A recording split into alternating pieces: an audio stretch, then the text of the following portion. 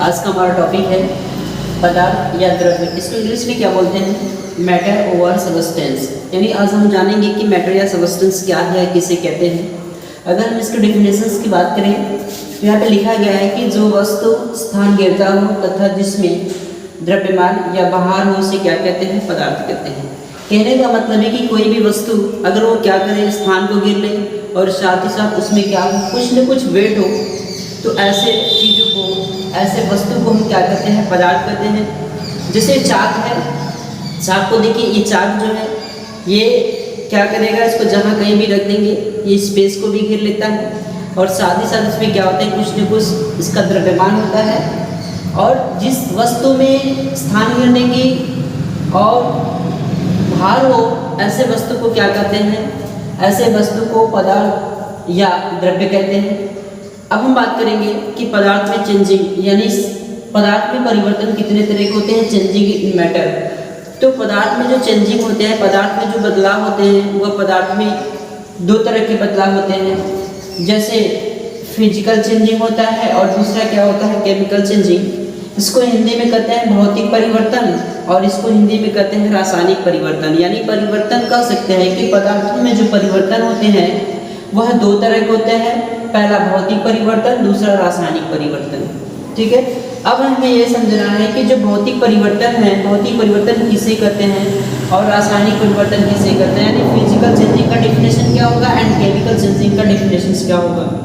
अगर हम physical changing की बात करें तो इसमें यह समझ लेंगे कि जो वस्तु या किसी भी पदार्थ के केवल और केवल अवस्था में परिवर्तन होता है। यानी जिस पदार्थ के केवल किस में परिवर्तन हो, अवस्था में परिवर्तन हो, तो उसे क्या कहते हैं? उसे फिजिकल चेंजिंग कहते हैं। जैसे अगर हम बात करें कि जो बर्फ है, अगर वह बर्फ को देखा जाए तो बर्फ पिघल करके किस में चेंज हो जाता है? पानी में, जल में चेंज हो जाता है। तो अभी आप देखिए कि जो बर्फ का टुकड़ा है, बर्फ के टुकड़े के देखते हैं तो कुछ क्षण बाद ये क्या होता है कि बर्फ से किस में बदल जाता है? ये जल में बदल जाता है। तो यहाँ पे जो चेंजिंग हुआ है, यहाँ पे ऐसा चेंजिंग हुआ है कि पहले जो बर्फ था वो ठोस अवस्था में था, लेकिन अब वो ठोस अवस्था से किस अवस्था में बदल गया है? द्रव अवस्था में बदल गया है। तो यहाँ पर किस में परिवर्तन हुआ है? तो अवस्था में परिवर्तन हुआ है। और जब किसी पदार्थ के अवस्था में परिवर्तन होता है तब उस पदार्थ के परिवर्तन को क्या कर सकते हैं? भौतिक परिवर्तन कहते हैं। ठीक है, मतलब फिजिकल चेंजिंग में केवल और केवल पदार्थों की अवस्था में परिवर्तन होता है। और आप जानते हैं कि स्टेट्स जो होते हैं वो तीन टाइप्स के होते हैं। जैसे सॉलिड होता है, लिक्विड होता है और गैस होता है। तो यहाँ अवस्था में केवल परिवर्तन होगा, तो इस प्रकार के परिवर्तन को क्या कर सकते हैं?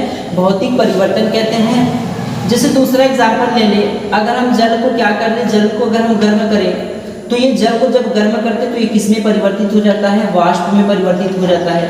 यानी जल का वाष्प में बदलना यह भी कैसी परिवर्तन है? भौतिक परिवर्तन है। क्यों भौतिक परिवर्तन है? क्योंकि जो वाटर मॉलिक्यूल्स है ये क्या है? लिक्विड स्टेट्स में है।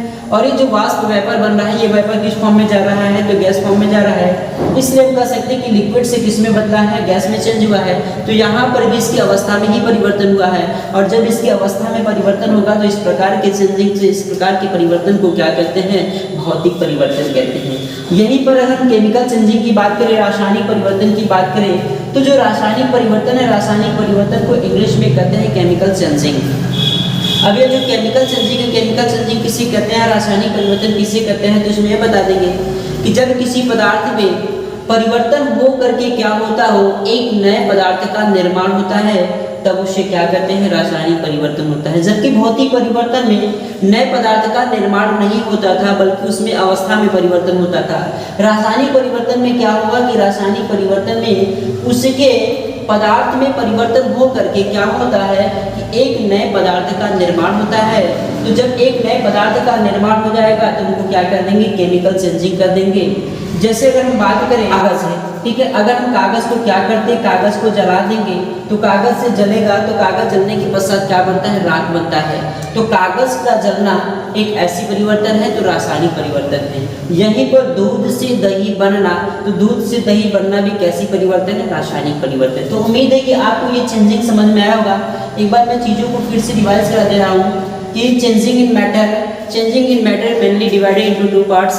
First, physical changing and second chemical changing. अगर हम फर्स्ट केमिकल चेंजिंग की बात करें तो इसमें बताएंगे कि जब किसी पदार्थ के केवल और केवल अवस्था में परिवर्तन होता है तब उसे क्या कहते हैं, भौतिक परिवर्तन कहते हैं। जैसे बता देंगे कि बर्फ का किसमें पिघलना, जल में पिघलना या पानी में पिघलना कैसी परिवर्तन है, भौतिक परिवर्तन है। और दूसरा जल का वाष्प में बदलना, यह भी कैसी परिवर्तन है, यह भी भौतिक परिवर्तन है। क्यों भौतिक परिवर्तन है, क्योंकि आप देख रहे हैं कि वह ठोस से द्रव में हो रहा है, ये द्रव से गैस में हो रहा है, तो अवस्था परिवर्तन हो रहा है। यहीं पर केमिकल चेंजिंग की बात करें तो जब किसी पदार्थ के परिवर्तन हो करके एक नए पदार्थ का, एक नए सब्सटेंस का क्या होता है, फॉर्मेशन होता है, तब उन्हें क्या कहते हैं, केमिकल चेंजिंग कहते हैं। जैसे कागज का जलना, कागज का जलना क्या है, रासायनिक परिवर्तन, क्योंकि कागज जलने के बाद एक नए पदार्थ का क्या कर ले रहा है, निर्माण कर ले रहा है। वहीं पर दूसरा एग्जांपल की बात करें तो दूध से दही का बनना। अभी जो दूध है, दूध से क्या बन गया, दही, तो दूध में परिवर्तन हो करके एक नए पदार्थ का निर्माण हो गया। तो इस प्रकार की चेंजिंग को क्या कहते हैं, रासायनिक परिवर्तन कहते हैं, केमिकल चेंजिंग।